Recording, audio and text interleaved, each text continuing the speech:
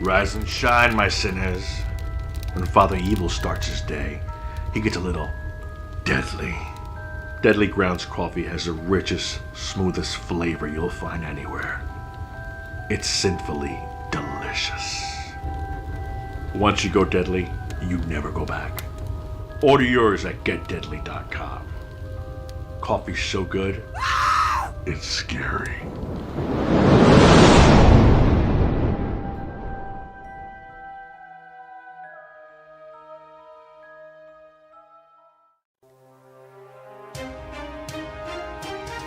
The Dorkening and all affiliated shows are not intended for anyone under the age of 18. The following may contain discussions or scenes that have adult situations, graphic violence, nudity, strong sexual content, and graphic language. This show is intended for mature audiences only. Viewer discretion is advised.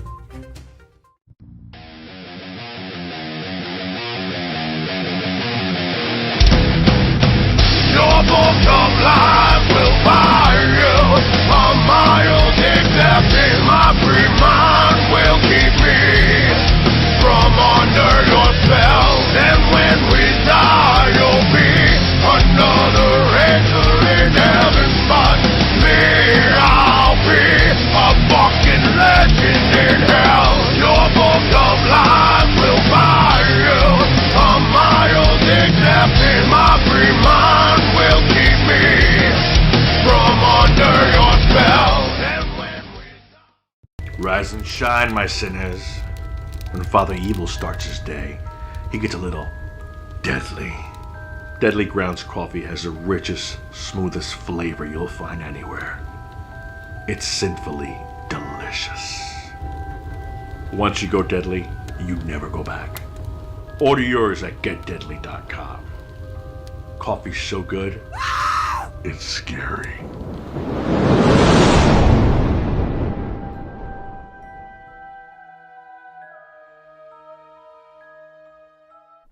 And here we are. We are now live on another episode of Still Toking With. This is going to be an absolute blast. I hope you are holding on to your pants because this is going to be a wild one.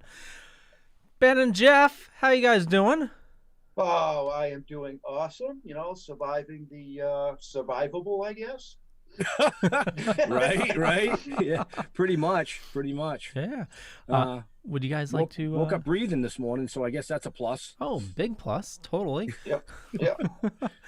You guys brought an awesome guest with us today. Who do we have? Oh, shucks. Well, you want to go? You want me to? I'll go.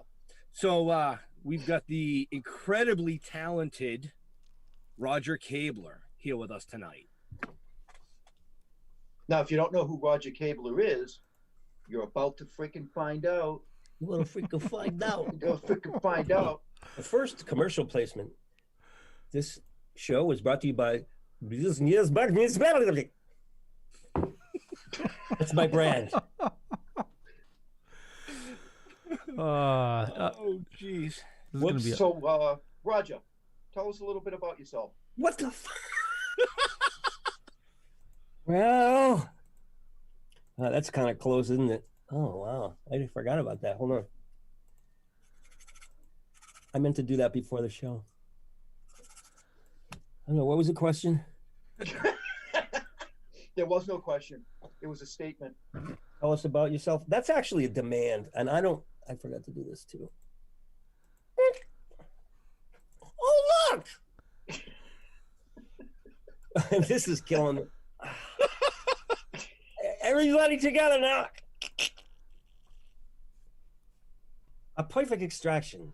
That's all you need to know. This is what what do you call it when you're alone? Alone? Isolation. Isolation? Isolation. This is what it does. Is anybody else experiencing this? Yes.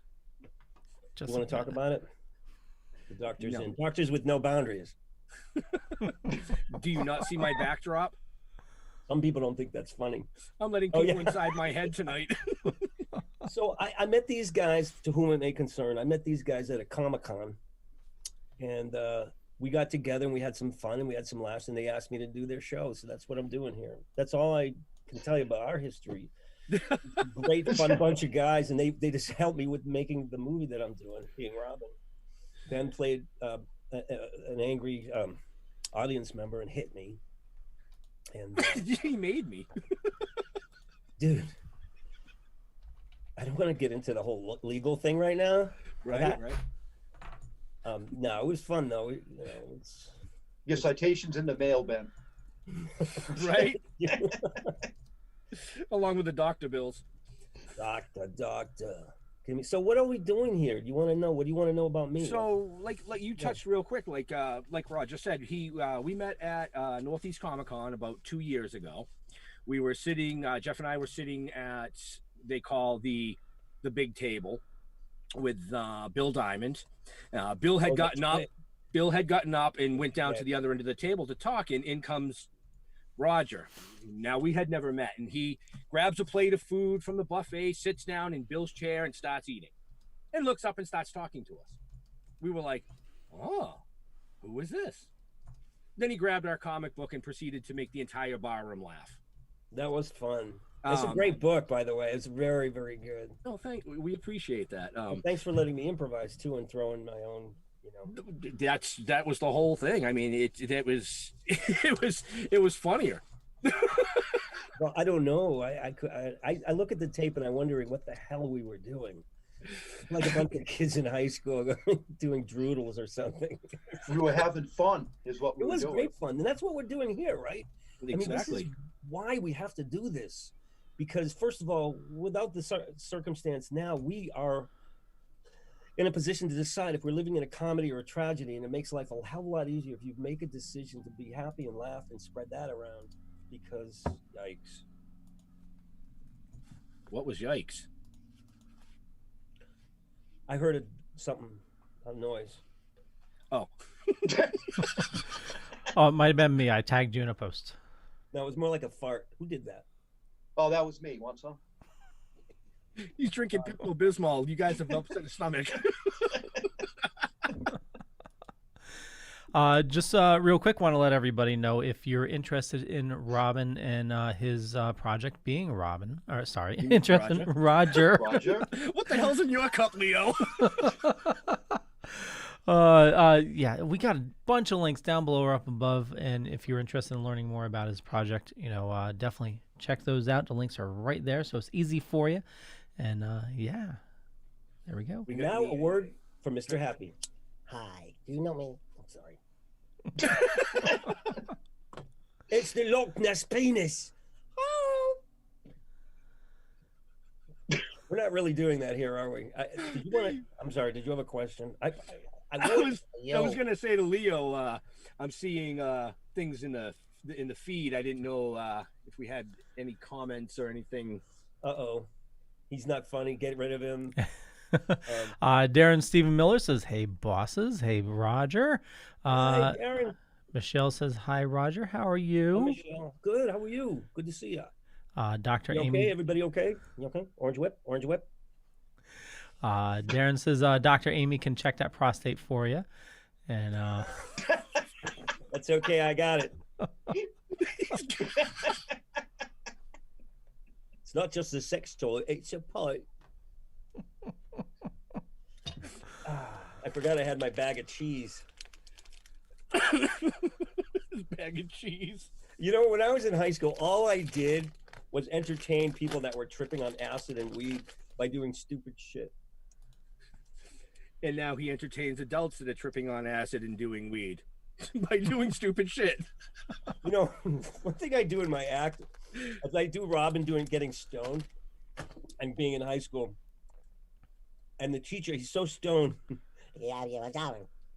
He's so stoned. The teacher sounds like the Charlie Brown teacher.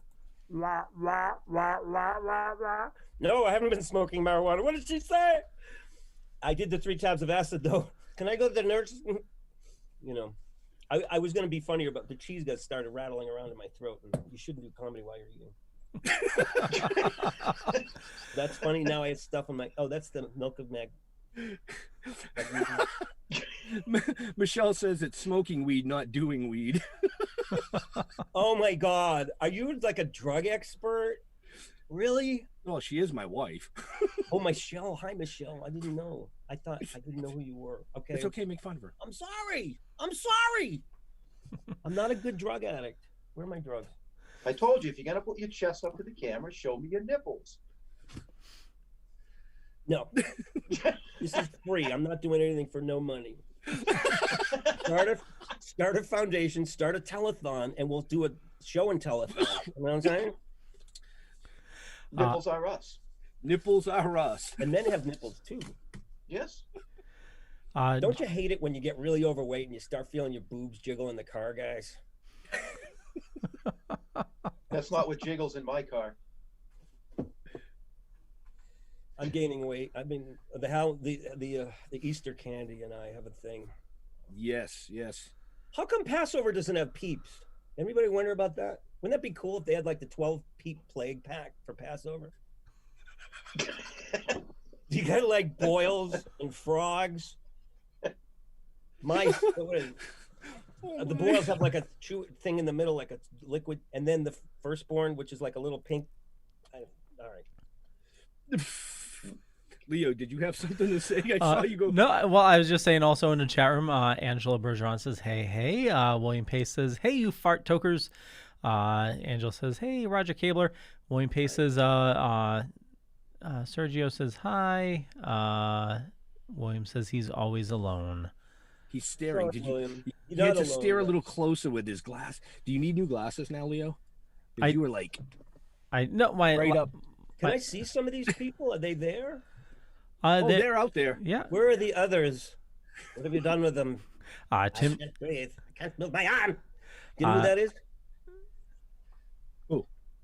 Donald Pleasance. Remember Donald Pleasance?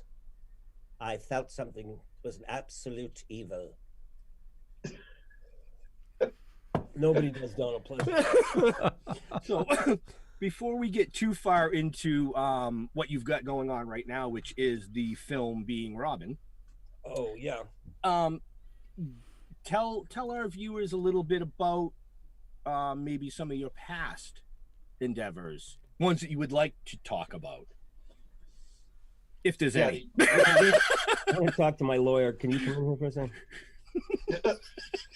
really say anything about the past. There's still some pending things. You can leave the unicorn bit out of it. Oh, the unicorn bit. Yeah, I had to break up with the unicorn. There's a lot there, but the present is much more interesting. And by the way, I didn't mean to do when I'm nervous, I just do fart jokes and stuff with no class at all. And it's just my being Jewish and nervous it manifests itself in disgusting. I didn't mean to do that on your show, so I apologize. Oh, don't apologize. This is a non-apologetic show. By the end of it, we're gonna change it for a freaking tune. I highly doubt that. Hey, I went to London, right? And I met with Prince Charles, and I said, "Yo, Prince Charles, let me ask you something. Your mother, does she sleep in a queen-size bed or what?"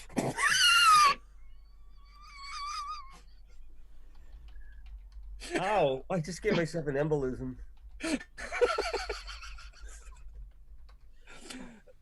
Too much. Did you have a question? Oh, I was. No, I don't think there was a question, was there? You wanted to know about my past. Well, you've been in the industry for a very long time, and I mean, just meeting you 2 years ago, didn't realize some of the accomplishments that you actually had in your credentials, some really cool stuff, You mean like junkie, thief? Hey. Oh, this TV stuff. Oh, yes, TV stuff. Yes. See, I told you not to go there, but yeah, I did a lot. I did actually quite a bit. Junkie thief is kind of a joke, but not really, because Hollywood turns out some pretty weird things, and I'm one of them. Actually, we had a great run for a while. I've been an actor most of my life, and I started doing stand-up when I was 18. The first time I did a show, somebody had an epileptic fit in the front row. And I didn't know it was an epileptic fit. I thought he was just a heckler. So while the guy's going, and people go, "Oh my God, get an ambulance," I'm just like, hey, I got him rolling in the aisle. That's great. And then somebody said, "You have to stop. This is an epileptic seizure." So that's how my career started. Didn't start well. And then I started being a serious actor. I moved to New York after doing a couple local plays. And I studied with Sanford Meisner in the HB studio, and I learned how to act. And then it didn't go that well. After a few years, I started doing stand-up again. I did an impression. I did an act about an impressionist who loses his mind. He can't get out of the impressions. And that translated eventually into a movie called Who the Hell is Bobby Roos? The guy gets completely lost in his impressions. But along the way, I got a sitcom called Rhythm and Blues, and I did the last incarnation of the Carol Burnett show, which was wonderful. It was comedy school. It was just sandbox etiquette. Nice. It was so cool to work with Carol and all these guest stars and Bernadette Peters and Chris Reeve and people I got to hang out with. And that was very glamorous, being on, and I was a regular on the Carol Burnett show, and they let me warm up the audience. And and then I was the Zima guy, which we weren't going to bring up. I wasn't bringing it up. You brought it up. Well, I'm just running through this real quick because we we want to run through this quick because we really wanted to focus on the now. Right. So what happened was the series got canceled. Carol Burnett got canceled. My Rhythm and Blues series got canceled. And then I got hired to play on Saved by the Bell, the college years, and they fired me after 2 days because of the Zima thing. They didn't want like a guy playing a professor to also be like a guy pitching beer. So they sent me away. And then my life became like the Zapruder film. It was like, it was terrible. It was just one. And then Zima canceled me. I was on the radio at the time, and I was about to sign a $500,000 contract to do another year of Zima, which is a lot of money. Yeah. And at the time, I was very anxious to hear from them. And I was on the radio in Rochester, New York, and somebody called and said, "Hey, Zima guy, you're fired." And I said, "What do you mean I'm fired?" He said, "Yeah, look on the inside of the new bottle. It says, 'Good news, we dumped the character with the hat.'" And I said, "Well, let's find out." So somebody went and got a 6-pack of Zima, and sure enough, it said inside the bottle, "Good news, we dumped the character with the hat." Now, the ad agency never got in touch with me to tell me that I would be fired. I found out publicly in front Wow. of thousands of listeners that I was fired from the Zima gig. So I did what anybody in that situation would do. And I drank several of the Zimas, and I got drunk on the radio and started insulting Zima and the makers of it while I was getting drunk on Zima. And I got a letter from the legal department. I said Cease some and nasty desist. things. I'm not gonna... But the spokesman shouldn't say, you know, one zip and you want to commit suicide. Yeah. You know, that's not cool. And that's what I did. So that's kind of where my career sort of crashed and burned right there. And I tried to stage a comeback. There were several attempts at, I was on Tales from the Crypt and the Sybil show, and then I was on drugs. And I got sober in 2003. And by then, Congratulations. thank you. Yeah. And, you know, I don't recommend sobriety for everybody.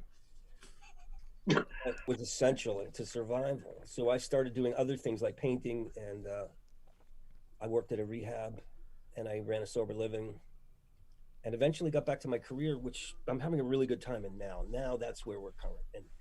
And I wasn't ever going to do anything again in terms of entertainment. I was done. Yeah. My sponsor had said, don't ever, just stay off of show business for a while. And I stayed off. And then I got a phone call about 11 or 12 years ago from a producer who wanted to put me on a show about impressionists, and said, if you could rescue one of these guys, Robert De Niro or Robin Williams, from drowning, who would you do? And I said, rescue Robin Williams. He says, that's who we want you to do on the show. So after not entertaining for like 4 or 5 years, I step out in front of 8 million people and go, no. And Robin saw it.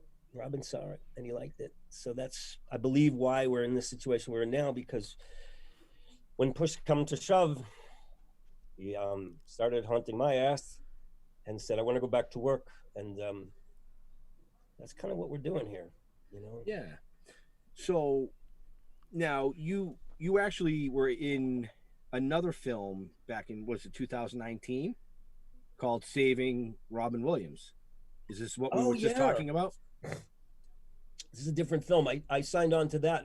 This really terrific writer called me and said, we need a guy to play Robin Williams. We saw your tape and we really want you to do it. And yeah, last December, I went and shot this in DC, and it was an incredible experience. It's really, I haven't seen the movie, but It was up for awards, right? yeah, it's up for some awards, Yeah. for some film festivals. And I was nominated a couple of times myself, which is brand new. I've never thought I'd see my name next to Best Actor. Yeah. Okay, dog. Yeah, I count 5 nominations in 4 different categories of awards. You've done your homework, Charlie. No, hey, Awesome, somebody that's had cool. to. It was an interesting experience. And can I share a story about that? Absolutely. I went into it with a total commitment because they paid me enough money for me to really take the time and do it and put all my other work aside. And I had to learn 25 pages of dialogue. It's a short film. And it's about the last half hour of Robin's life and a man who tries to rescue him.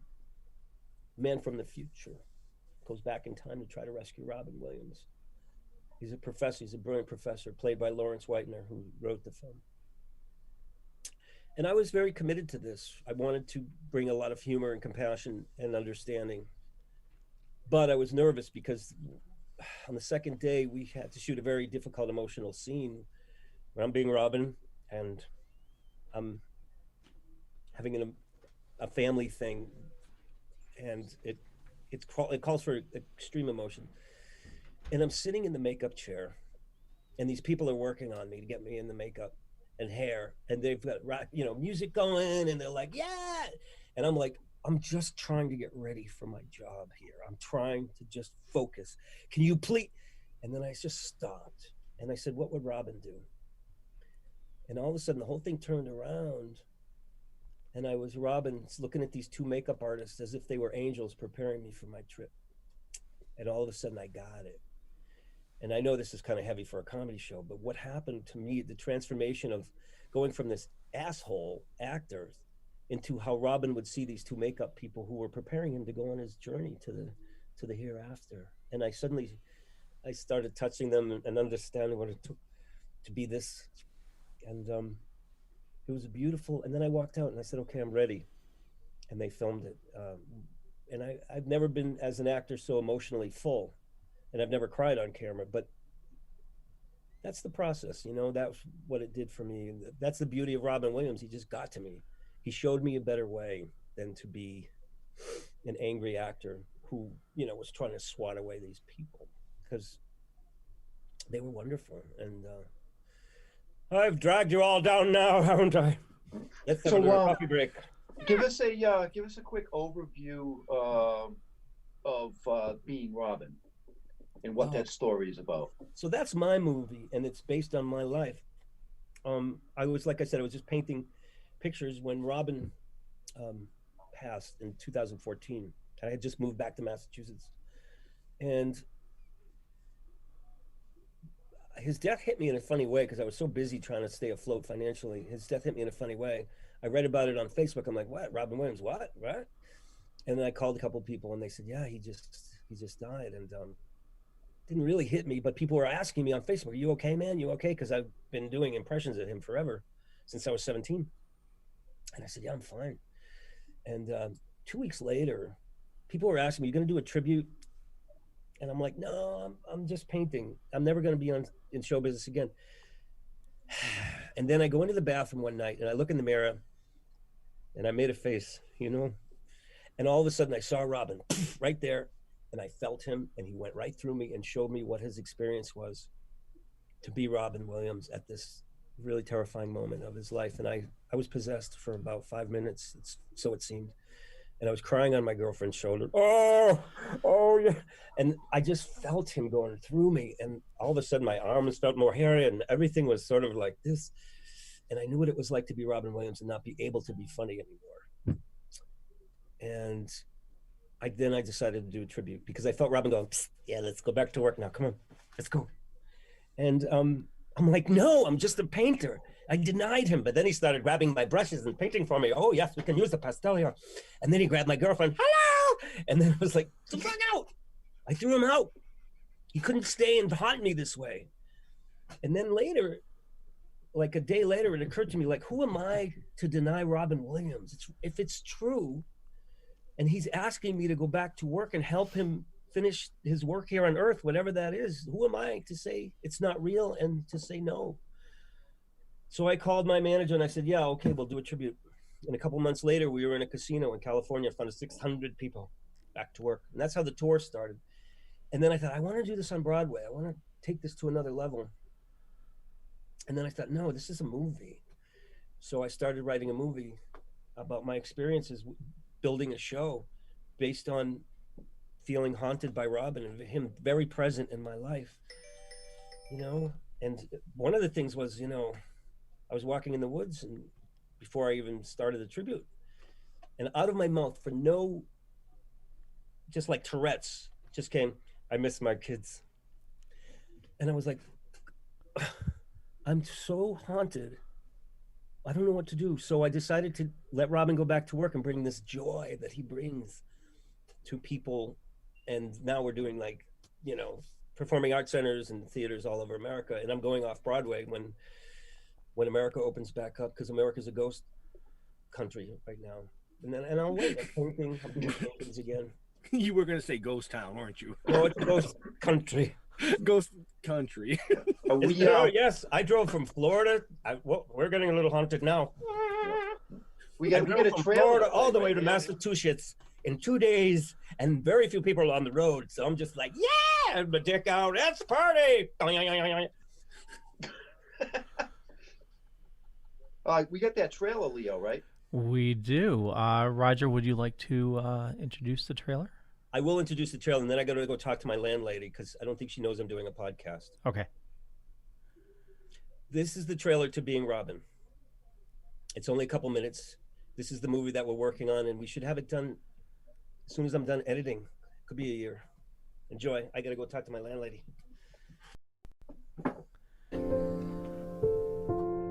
When the world lost a beloved comedian, it was hit hard. Oliver was hit very differently. Good morning. Hey! Oh, that's pretty, dear. Oliver thought that perhaps he was losing his mind. That's okay. What the? Ask him what he wants. I can work here. We can rehearse here. We can get crazy. Yeah, come on. Coming soon. What's up, my brother from a broken rubber? How you doing? Okay. That's not funny. Did I ever tell you about Tanya Harding? Yes. Didn't she put the limp in the Olympics? Thank you. It's like flying. Some people say it's miraculous. So incredible. Thank like you. You're just Singing in the rain. Wow. Thank you. Some people claim they could actually feel Robin's presence in the We room. must join hands and then close our eyes.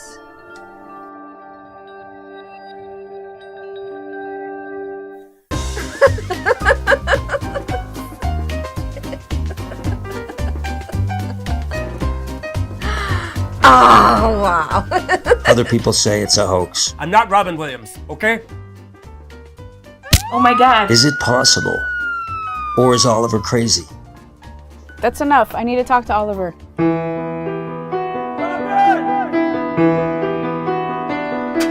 I love you! I feel like Robin is having experiences through me.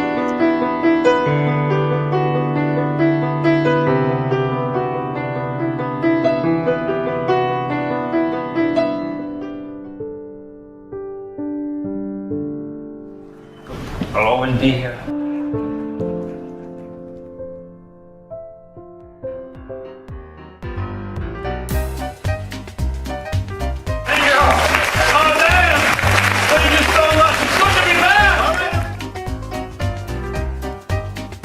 Coming soon. Ooh, that was a good one, dear.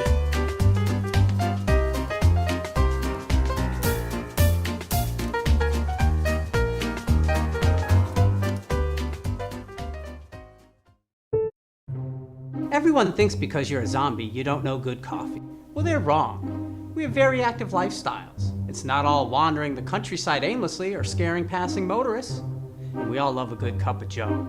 And there's only one brew that gets my seal of approval. Deadly Grounds coffee is my guilty pleasure. Bold, robust, delicious. It's coffee that can wake the dead. With over a dozen different roasts and flavors, Deadly Grounds can satisfy the most finicky of coffee addicts. The aroma is so intoxicating. It brings all of my neighbors out of the woodwork. Deadly Grounds coffee. Coffee to die for and zombie approved. It's good to get a little deadly.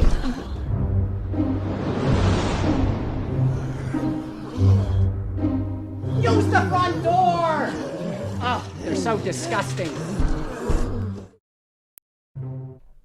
And there we are. We are now back. And I also threw an ad in there for Deadly Grounds coffee. We need a little buffer time. As you know, now is the time that you need to support local artists and businesses. And Deadly Grounds, they're a local roaster here in Connecticut. And they actually became our sponsor because I was buying too much damn coffee from them. The absolute best coffee you'll ever have. Death by Chocolate is my absolute favorite. It's a nice, smooth coffee. It doesn't give you like a bitter aftertaste. They have a ton of different flavors. And even if you don't like flavored, there's like decaf. If you like strong coffee, they have stronger coffee. But, I've switched over to only drinking Deadly Grounds. That's the only coffee I drink. And there we go. I'm done with my spiel. So I got a quick question for you though, Leo. Yeah. You ordered about 13 bags. How many do you have left? I think I have 6 bags left. Okay. Yeah, and it's only been about a month. So yeah. Yeah. So, anyways, like Leo said, we're back. Enough about Deadly Grounds. Enough about coffee. No, their coffee is actually really good. I'm going to give them a quick plug too because I've had a few bags of it. I still have a very, very little bit left. It's got my name on it, so everybody in the house knows. Don't fucking touch it. Period. By the way, I just want to say this since we're back, and I didn't realize there were like 7,000 people watching this. I didn't actually take out my penis while I was driving. That would be so uncool. All right, I'm a comedian. All right, I'm not going to do that kind of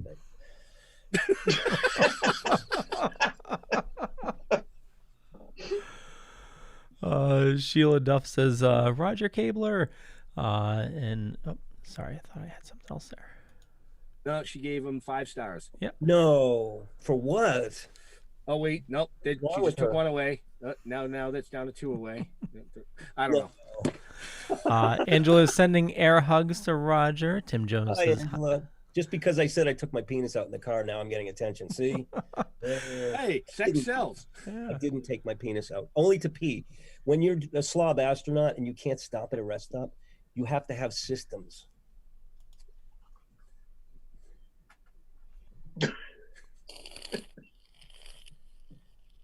Oh, no. Oh. Well, at least it was a big mouth bottle. Folks, that's mine. I'm losing stars left and right now. It's very human. You can't. If you're traveling across America, you cannot stop and go inside anything. You go inside your car. I wear a diaper. You said that like a true Bostonian. I wear a diaper.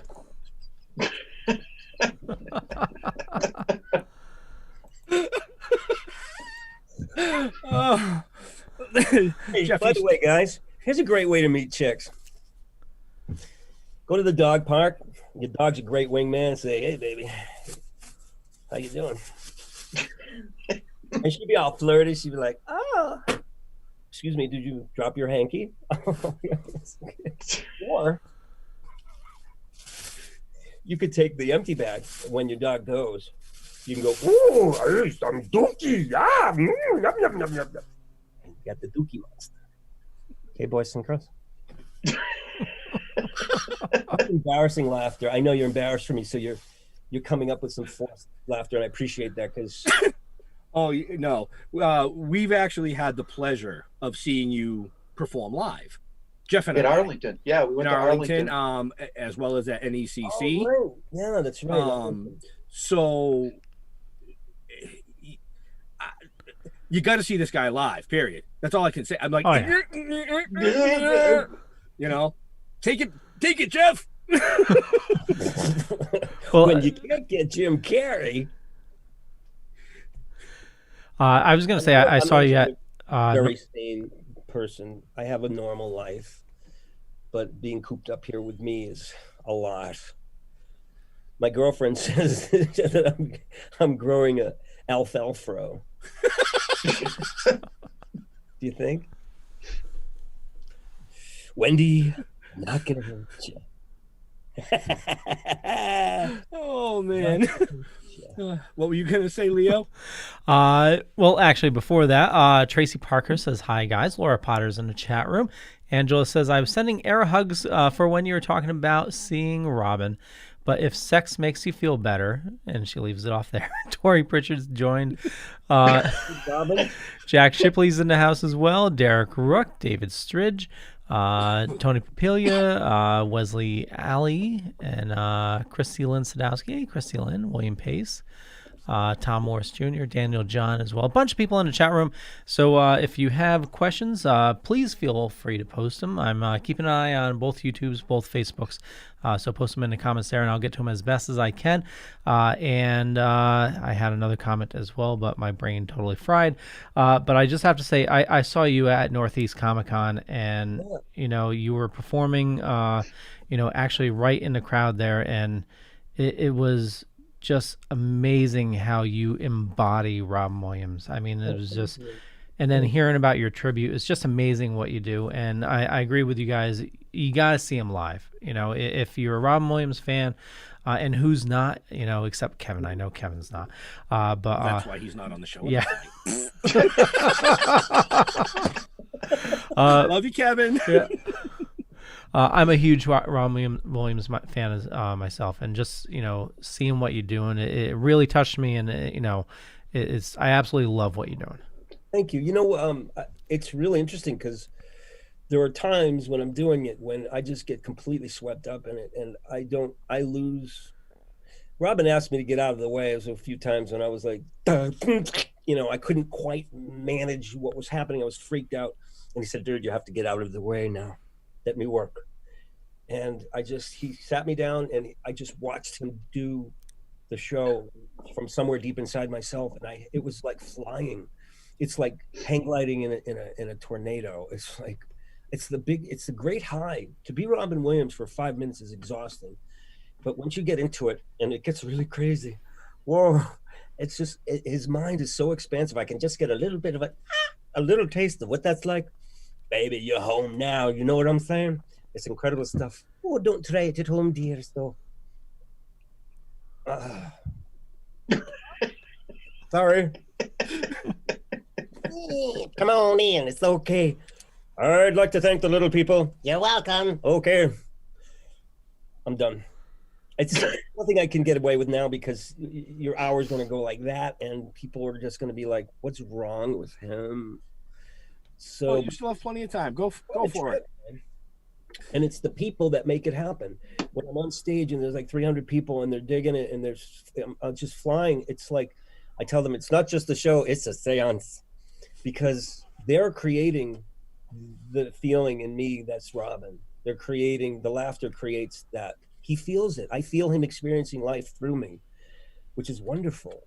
It's intense and it's beautiful because I perceive this is a really good thing and that he's getting a chance to live again. And I'm happy to do it. It's my honor.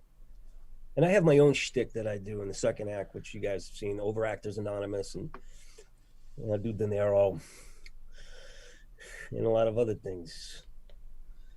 So, Overactors Anonymous. Now, correct me if I'm wrong. That's a show that you're going to be. Is that the show? Yeah, I call the show Overactors Anonymous because I like the title. But Overactors Anonymous is actually a skit that I created about overactors like Al Pacino and Jack Nicholson, who overdo it in every film. And there's De Niro and Joe Pesci and a lot of characters, Sean Penn, and it's a sketch, but it's also the name of this new show I'm going to be doing on I guess Facebook. Can you give us a little sample? You put him on the spot. I am welcome. Of course I did. Oh, excuse me. I'm Robert De Niro. Robert D. Welcome to Overactors Anonymous.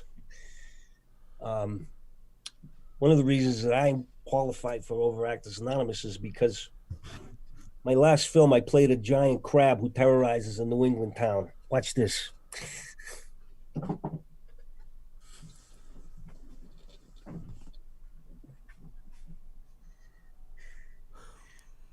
So you coming? Huh? Faster than you. Fuck you. Look it, I'm eating. I'm gonna make a meal out of you.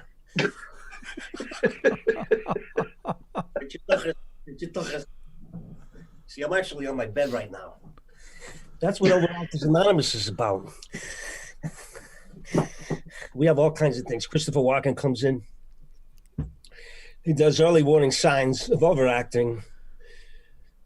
And Sean Penn is in there. And if number 3, if your first name is Al, your last name is Pacino, boom. And Al comes in and he talks about clawing to get that Oscar and all that stuff. And I'm out of breath. Well, actually, Laura Potter says, that's awesome. I can see that would be exhausting. It's fun. It's exhausting. I do a lot of different characters. And, boy, I guess I get it in shape. But I was actually, about Christopher Walken, I was the first guy to do it on TV in public. And not that many people know that. But that was a lot of fun to find out that actually I was the first one. And it was in a bit called My Six Dads, where like this one kid has got 6 dads and the mom's not there anymore, but he doesn't know which one's actually the father, so they're all raising him. And, you know, they're inappropriate. They rent him Faces of Death, you know, for his movie that night. And great movie. People get it, so they acted out for him, you know. And the first thing I said is, Chris, he says, you know, your mother was a little tramp. Hold on. Bless you. Now I've got your attention. Thank you. He says, you know, your mother was a little tramp. You mean like a loose woman? No, she wore a mustache. She was funny, like Charlie Chaplin. What the hell is the dust in here? It ruined my punchline. Anyway, Faces of Death charades. I'm not going to get into it now. It was a mistake to do it on live TV. I did it on MTV. I think. Do you guys want to talk amongst yourselves for a minute? You just gonna be fascinated with me totally. So in the comments, Kelly Roy says, "I can couch for that." Vouch. I can couch for that. Really? He says, Welcome to Hollywood. Okay.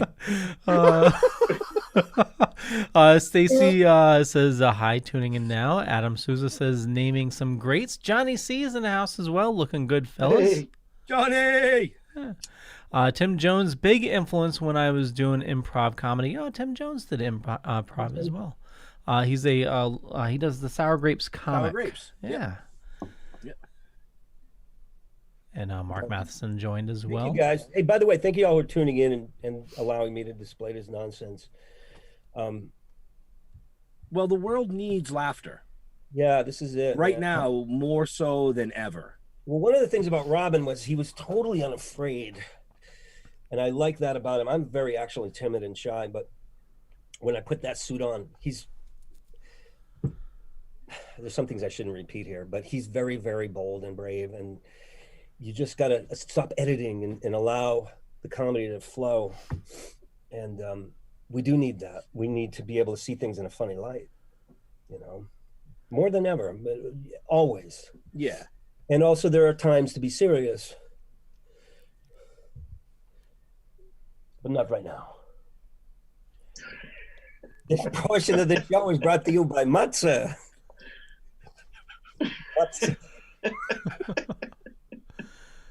So, where did you fall in love with Robin? I mean, at what point? I know you've been, impersonating him for quite some time, but all of us had, like Sorry, I got plenty. When did I fall in love with Robin? Yeah. Yeah. When I was 17, this man's eating and blowing his nose at the same time. And doing a podcast. Oh yeah, I forgot about that. Hi. It was, I was 17, man. And I had some of the same like manic, really, stuff. And I saw him on Mork and Mindy. Sounds about, yeah, okay. Mindy, okay. And I was like, that's me. He stole my act. And I mean, I was 17 and I was just smoking pot. I didn't really have an act, but if I did, that would have been my act. And I was very almost jealous. Like he got there before I did. That's exactly who I want to be. So I did start imitating him when I was going to parties and stuff. And hey, Becky, I'd love to, I felt him, and it was weird, like my brother. So it wasn't like in love, but I loved him because he freed me up in so many ways. Yeah. Wow. And that was the pin. It's not always a joke, man. No, not always. Sometimes it's always a joke. I see a question on the board here. It says, Roger, this is from Michelle. Hey, had you ever got a chance to meet Robin? Like, no. There's your answer. Only this way. No, what happened was he saw me do him on TV though about 12 years ago. But I came to see a show that he was a guest on, Robert Kleinheim show, and he was walking out the door, and I was walking back in to get my wife, and I saw him just right there, point blank. And I said, bravo. And he goes, hey, and he's gone. That was our whole interaction. But in this movie, being Robin, we have quite a relationship because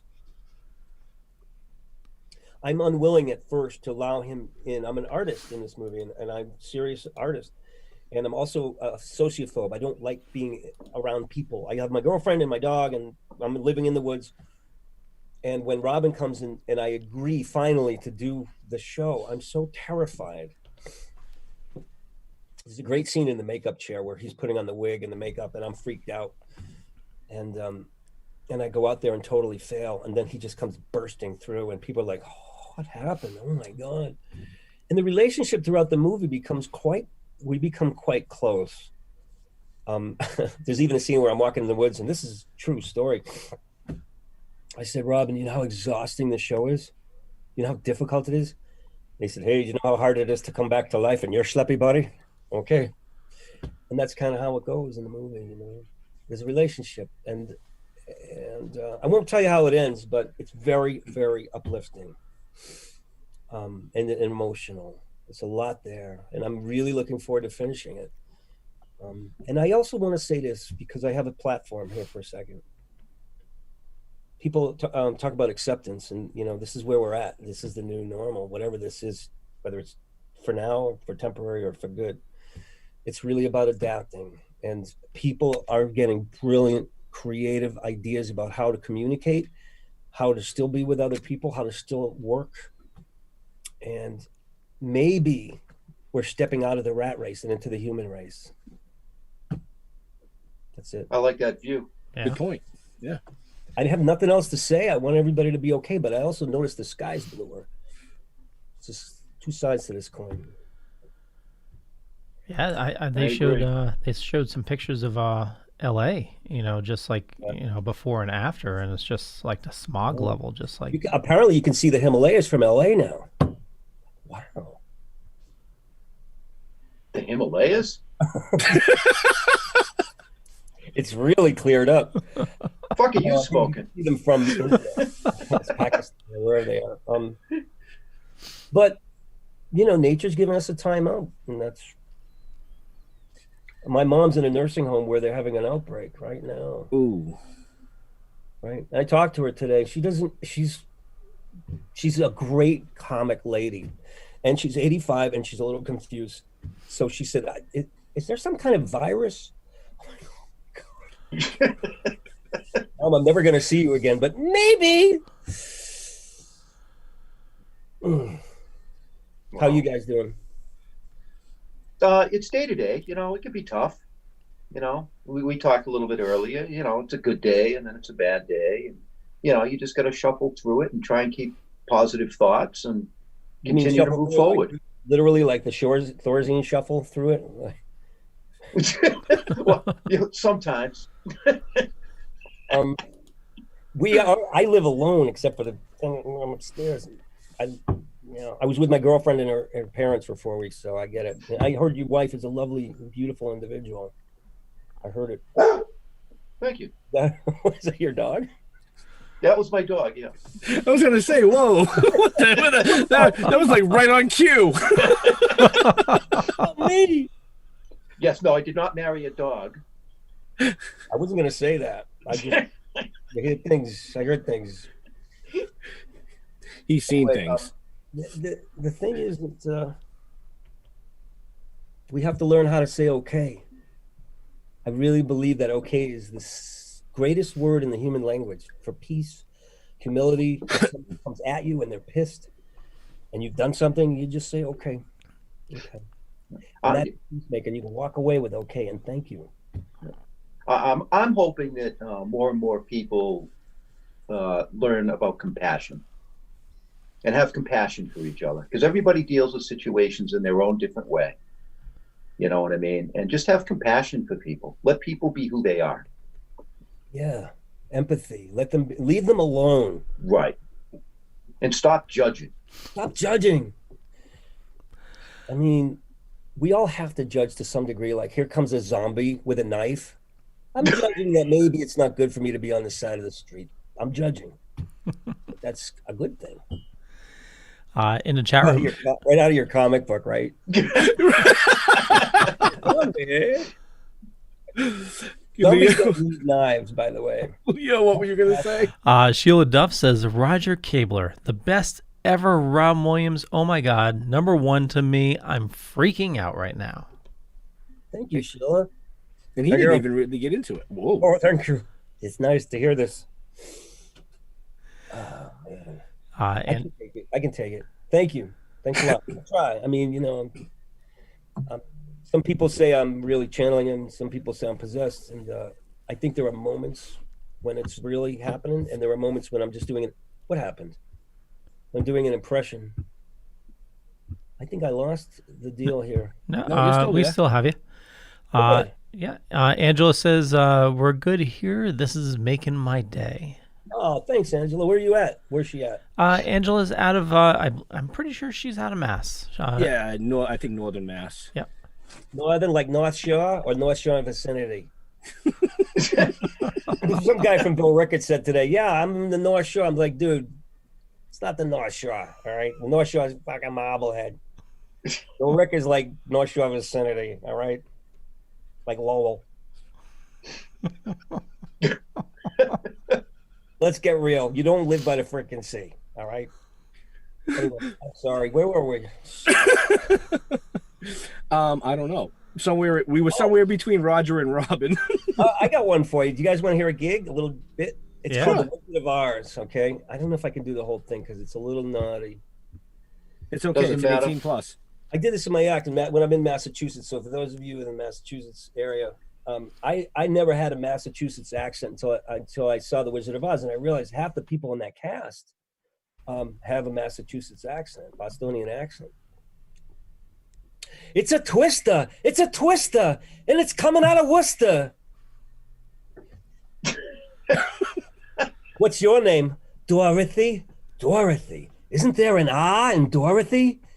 I haven't got an R. No R. No R.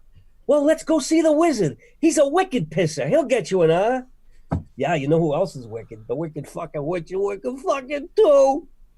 Yeah. How about those flying monkeys? Yeah, they're fucking weird. Yeah, I touched the tit. It's fucking cold. What's your name? Get a fucking job. Something like that. I got some other stuff, but I can't say it. It's too much. I haven't got a brain. No brain. What are you fucking, fill in the word. It's the R word. I don't say it anymore. Nuts. Some dark moments there. Okay. Comments. Angela says she's in Mass near Gardner, Mass. Oh, Gardner. Hey, there's a sporting goods store there that I'm familiar with. Gardner. Yeah.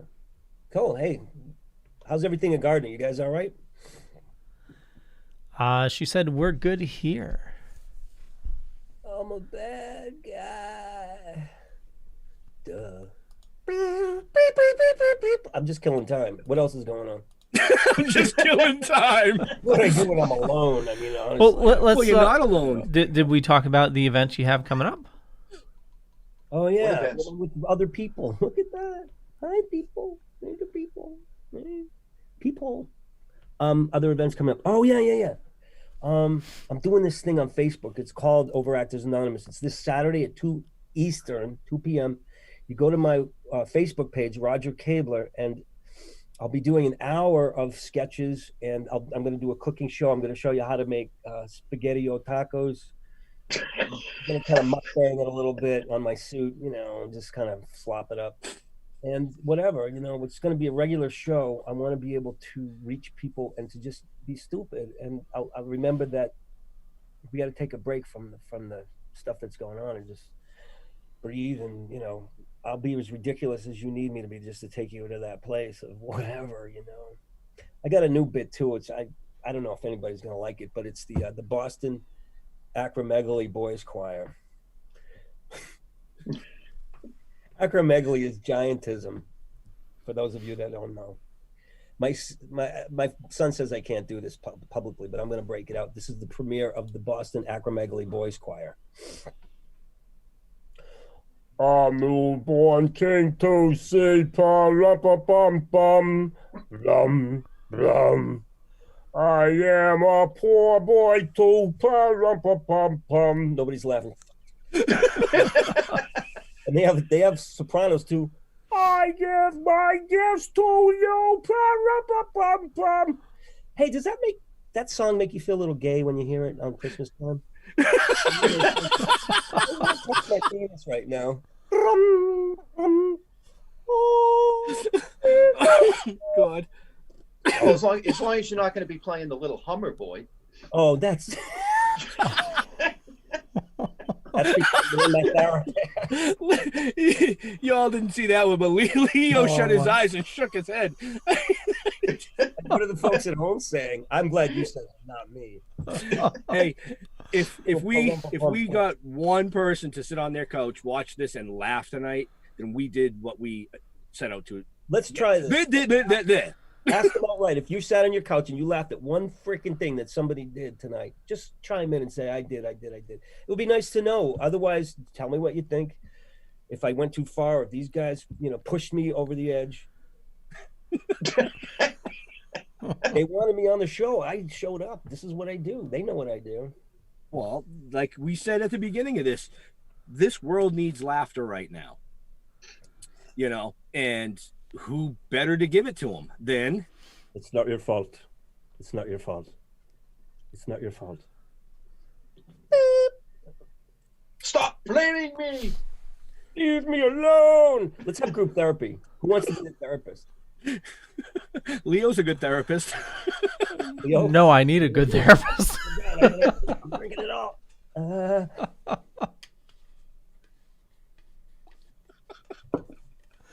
I want to remind everybody if you have comments. Oh, Angela says, I did. So any questions or comments, please feel free to post them in the chat room, and I'll get back to them as best as I can. And just a reminder, you can find all the information about Roger down below or up above, depending on where you're watching or listening to us. I also have a link to your GoFundMe. Are you still taking donations on that? Yeah, you could go fund me. You go fund yourself. Whatever. I don't care. Whatever. I mean, yes, because the movie's still alive. Yeah.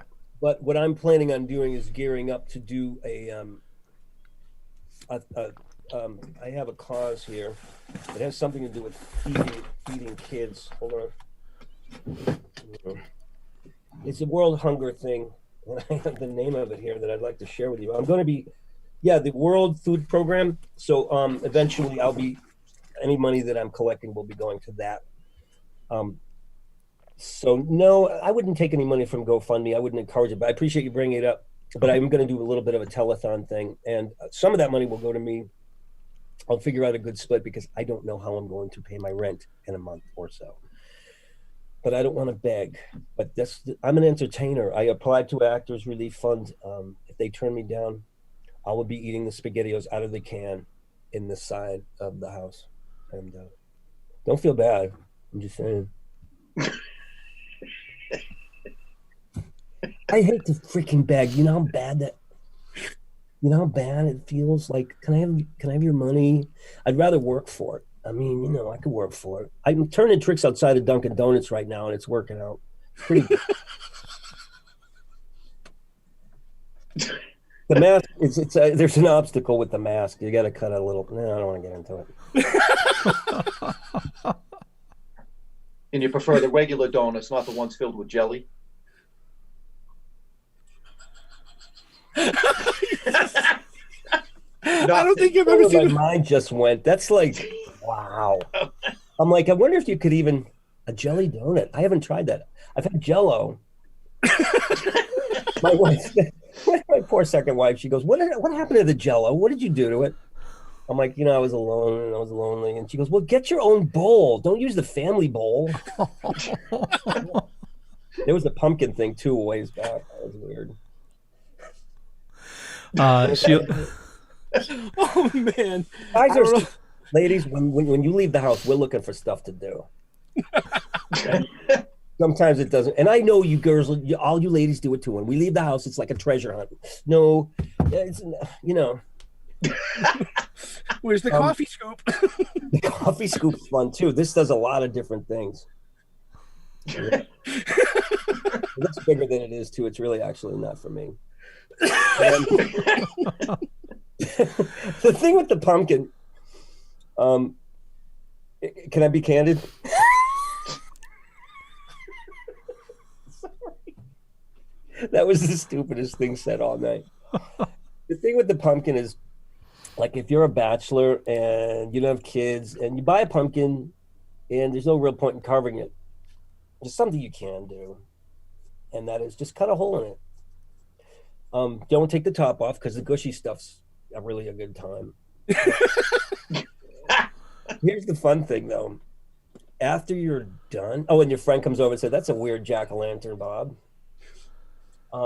It's not a jack-o'-lantern; it's a jack-off-a-lantern. Anyway, when you're done and you've had your way with the great pumpkin, you can carve off the top, and then take the seeds and sprinkle them in the garden. You know, and in the fall, the new pumpkins come, and one of them may look like you. After that joke, we're gonna have a pumpkin shortage. Another stolen pumpkin. Like the ones with the faces already carved in. The ones with the. I just sent you a picture of a pumpkin, Roger. Oh boy! Is that what that is? Sheila Duff, when we asked if you did laugh on your couch, she says, "I did," with a bunch of laughy faces and a heart.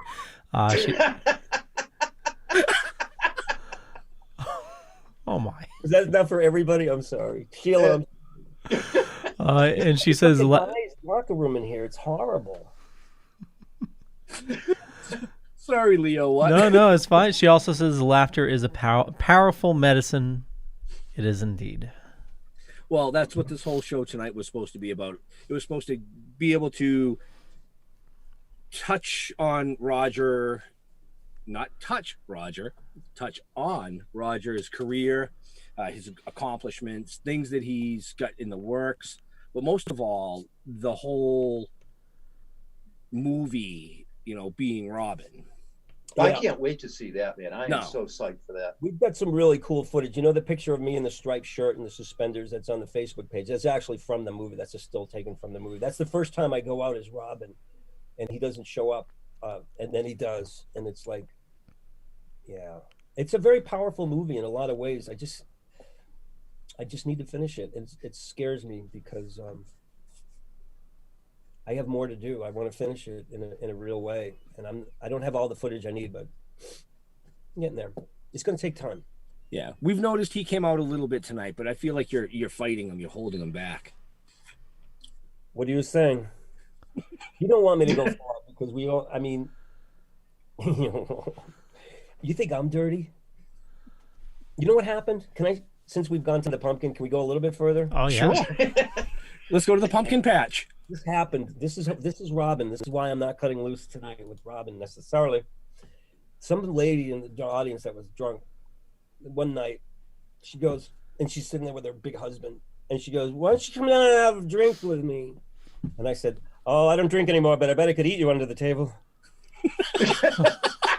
And I realized, it's not exactly what I meant. It came out that way, but then I realized I kept it in the act because it was, funny enough, but I didn't mean it. I didn't mean to say that in front of her husband. Anyway, I don't know. That's I get your ass kicked. Well, Monica knows all about that. What happened? Do you want to talk about it? Uh-oh. Whoa. What the hell is that? That's my phone blowing up. It's his phone going battery low. Career almost over now. Be careful who you share that pumpkin Robin's picture with. right here looking so sad, and I wanted to make him happy again. That's why people said you got to do a show online because he's dying to get back to work again. I know it, but it takes so much energy. I'm almost afraid to step into that and stay there for a while and take you out with me and come on this journey. It's okay. Everybody, pull your pants down now. Here we go.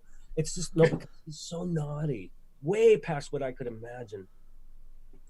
And yet he was so sweet. It was a really humanitarian thing. I don't know why. Such a combination of things. We take out the puppet show. I don't know why. And doors. Oh yes. It's almost painful to do right now. I don't know why. And look, me with my pants down. It's strange, isn't it? Yeah.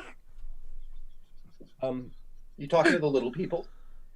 Talking to the little people. I do a bit in my show. It's Vegas. There's a casino called behind Circus called Trailer, and they have quite a bit of entertainment. They have a little guy who sings country western named Dwarf Brooks. I got friends in low places, And Mrs. Doubtfire comes on and says, "Dear, don't you know you're marginalizing people, dear? Oh, you can't do that. It's 2020." And Robin was like, "Hey," he just would go for it. And I don't know if people were hurt, but people did write to him. You couldn't get away with the stuff he was doing today. You know, I'm trying because everybody's too fucking sensitive. They're killing the jester. Yeah, people are very sensitive, and that's okay. We're done hurting people. We shouldn't be hurting people. Well, no, but they got to understand the difference between what's light, what's supposed to be fun and funny versus taking it personally. Is there anything, if you were sitting in a comedy club and somebody said something about something that you're sensitive about, that would hurt you? I'm not sensitive. I don't give a fuck. Somebody can say whatever they want.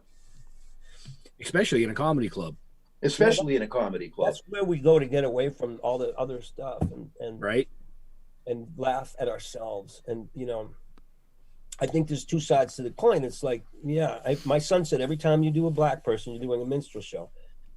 And while he's telling me that, his neck's going like, "You're doing a minstrel show." And I said, "Look at your neck.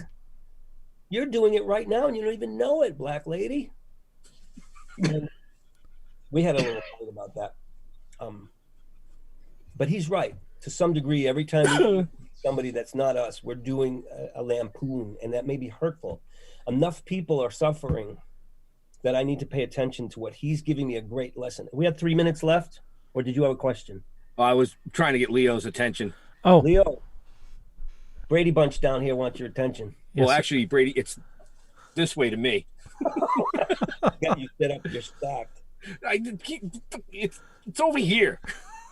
Leo! I was asking for time.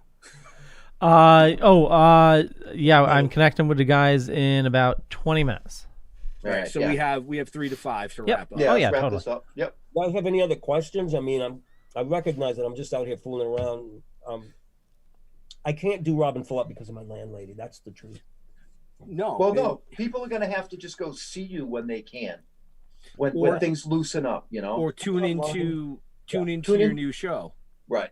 The show is called Overactors Anonymous. It features one of the things I'm going to do is transform. I'm going to transform into different characters. I'll have the makeup table, and right in front of you, I will be putting the makeup and the wigs and stuff on, and we'll do like Robin and De Niro and Marlon Brando and stuff like that, and we'll have some fun with it. And he'll have a nice little electronic tip jar set up.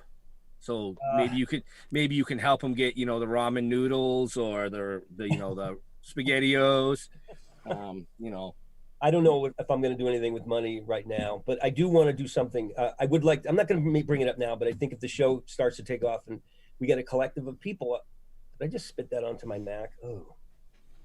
Yeah, we'll keep our eyes open for that so that we can share that to our pages and stuff. What, the thing I spit onto my Mac? Yes. No, the show you're doing. Fuck no. That's funny. No. My kid used to do that to me when he was, my boy. All right, yeah, share it, please. It's going to be structured a little differently than this. It's not really an interview or anything like that. I just have a set bit of things that I want to do over an hour that are from my act, and also some interaction with people that are commenting, and that would be fun now too. I mean, how are we doing with the comments? Oh, there's been quite a few actually. Is there anybody that's mad? We should address that. No, nobody. I haven't seen anything negative. Well, that's great, because I was on a mission when I was a kid to shock and disappoint my parents, and I guess I've accomplished that. Get a job, you asshole. You guys are awesome. I'm really this has been a lot of fun. I'm feeling emotional too for some reason. This is very cathartic. So you let somebody talk for an hour to 7,000 strangers, you're going to start to feel stuff. Yeah, appreciate it. Yeah, well, good thing it's virtual. Otherwise, they might be trying to feel something else, right? Well, I don't know what they're trying to feel. I think it's important to keep it together. What are you feeling there? Oh, okay. You went there with me. Okay. Yeah, I've been holding in my feelings for a long time, and I think it would be good to take some sort of an emotional cleanse, because I'm scared for my mom, and my girlfriend's coughing, and but I just have an overall sense of faith that we are all in a lifeboat together, and just bring the love and the laughter, and that's all we need to just focus on is surviving and adapting and sticking together. This could be remarkable for the human race, despite the tragedies, which are deep, and we're all in a place of trauma and grief, and we need to balance that out with some hilarity and stupidity. I am gonna touch on that real quick. You said that your girlfriend had coughed or has a cough. Yeah. I did see the little video that you put up when you two were laying down next to each other. That was 2 weeks ago. We both had the flu. Yeah. Yeah, and I think the cough actually that she had was because of the gas that you were releasing. Yeah. She's got an infectious laugh, but we were both very sick in bed with, high fevers, and we thought we had COVIDs, and we were going to, name the show, Greetings from the Deathbed. We ended up calling it Going Viral. But what we did for ourselves was laugh at ourselves, and we put out the most unfunny videos, but we needed to do it to tell ourselves that we're still okay. And I don't know if people really got that, because I had a little wheezy thing that I was doing, and somebody said, dude, that's really sick. And I just did it, and the dog came and burped, and it was just this crazy. And we did a little dating app called Covingle, which we never aired. It was too much. But but it's those little things that like you just laying there with your girlfriend, you released the gas, and you had everybody that saw that video laughing. Well, it's because we came on not knowing what we were going to do, saying we're going to talk about really important stuff that really matters, and then we both paused thoughtfully and went, and it was my fart, but it looked like she did it. But she is the greatest laugh. And that got us through, and we turned out we had the flu and we were okay. Well, we're glad to hear that. Yeah, I just thank you. And, we have to just keep our sunny sides up, I guess. We'll do the best we can and be real. Absolutely. Absolutely. And so we've got to start wrapping up here because Leo has another show to produce. Yeah. So we're going to throw it back to Leo here. Okay. 8:23, really? Sorry? It's 8:23? It's 8:23. Yep. Wow. Yeah. I have to go to my AA meeting now. Oh, well. I don't know if I'm supposed to laugh at that. I just started in the room. Really? Go for it, man. No. Yeah. Hi, I'm Roger. I'm an alcoholic. Wait a minute. An hour ago, you had that thing up your butt. C'est la vie.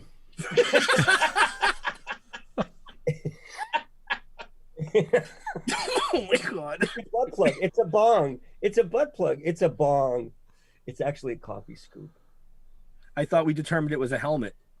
Oh yeah, a helmet for my little soldier, my little Johnny Appleseed. I don't mean little. I just mean, never. He just laughed at us. Get that. Oh man. Sorry. All right. Over to Leo. Yeah. Is that how you want to leave this? Okay, so tonight's guest is the most awesome Roger Kabler. I have a bunch of links down below or up above, depending on where you're watching or listening to us. I urge you got to go, friend him on Facebook. Go check out his Twitter, his Instagram, his YouTube. Go find him on, there's a ton of videos of him on YouTube as well, and a lot of your skits. And I was watching a bunch today, and just you sir, I absolutely love everything you do, and awesome comedian. And thanks so much, Leo. I want to tell you, I have no Twitter and no Instagram. It's all Facebook and YouTube. I don't have those things. I'm not with it yet. Well, actually, that was my next question: was where you like interacting with your fans the most? So it's Facebook. It's mostly Facebook, yeah. Awesome. And if you're drunk, we could set up shit Facebook. We could really, You ever get those late night misspelled million exclamation points? That's shit Facebook. Other ones too, but we don't have time. So you heard it there first. Well, not first, but Go follow him on Facebook, and all the information is down below. Thank you, Leo. Thank you, Jeff. Thank you, sir. Always, man. Just thank you, guys. All of you. Thank you. And we look forward to seeing you on Saturday at 2 p.m. Yeah, and I'll please come on and check out. See, I'm going to be in the barn, which is like 200 years old, fall down structure. So that's where we're doing it. Nice. And one thing we didn't touch on, I know we got a couple minutes. You're also a bottle collector. Oh yeah, you want to see something I found today? Hold on 1 second. So cool.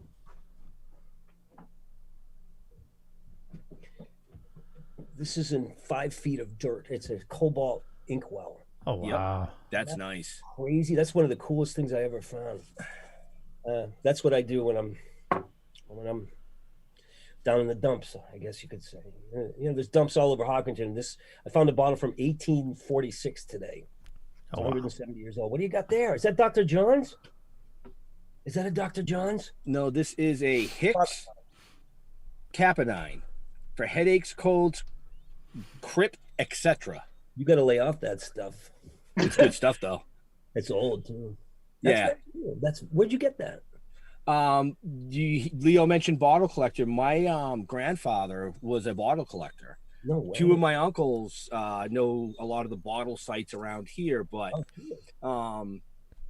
it's been sitting here on my shelf next to the unopened Jägermeister.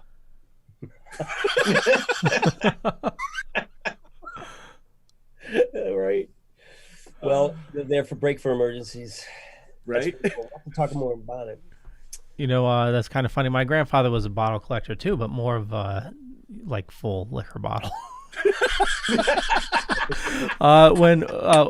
Just real quick, I rented his house, after he passed, and there was a bunch of liquor bottles left over, and I found it was pretty old, and it had a wind-up lady in the middle of it.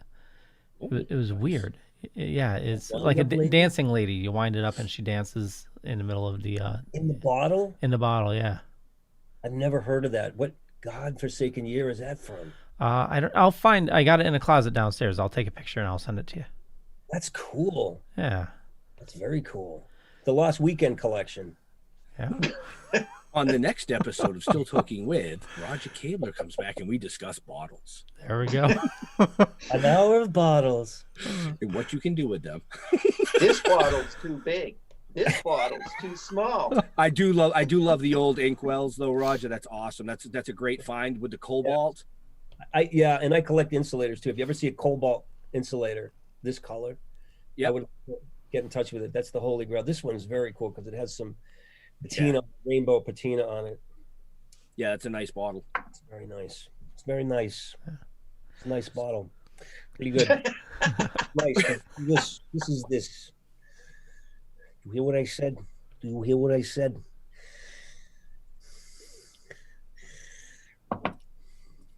When is it go over? It's just about. So this show is brought to you by the Dorkening Podcast Network and also Deadly Grounds Coffee. For me, just Google Leo Pond. You find a bunch of stuff. Could be true, could be not. I'm not going to say which is which, but more importantly, head on over to thedorkening.com where you can find all the shows on the network. Over 20 shows on the network now. Tons of awesome stuff to listen to. And Roger, thank you so much for joining us this evening. You guys for putting up with me. I really had a great cathartic time. I really appreciate you guys. Thank you. No, it's been awesome. Lots of fun. I'm sorry if it was so serious and straight up. I was trying to, inject a little bit of humor in it. Well, we don't want to give away too much of what you do because that's what your upcoming live shows are going to be about. You all know me, know how I earn a living. It's not going to be pleasant. But like going down the bottom, getting bluegills or stomach cod. It's something whole, no shaking. And your eyes in. Down you go. And back to Leo again. Actually, that's just about it. So check the show notes down below or up above, depending on where you're watching or listening to us, for tons of information on Roger and the Still Token With gentleman here, and close us out. Go ahead, for it, Jeff. Ben. So first, who do we got coming up next week? Next week, I believe is Adam and Andrew from Urban Acres. That's correct. Okay. So that's going to be a show about CBD knowledge and educational. Yep. Educational for cannabis and CBD. But Jeff, tell people where they can follow us. And well, like I said, Facebook. I'm a Facebook guy. We're on Instagram. We're on Twitter. We're on. Where else are we on? Was it the YouTube. Token Dead one? YouTube. Just Google the Token Twitch. Dead. You'll find us. Twitch. We're even on MySpace. Thank you, guys. I really appreciate it again, and what a blast. Yeah, absolutely. Yeah. And just real quick, so we can close this out, to all our veterans and first responders, we want to give a huge thank you for doing what you guys do every day. So people like us up here can do what we do every day. And to all our medical professional right now on the front lines, we love you. Stay safe. We'll see you next week. We're with you. We out. Peace out. Scene. Of lies will buy you a mild acceptance. My free mind will keep me from under your spell. And when we die, you'll be another angel in heaven, but me, I'll be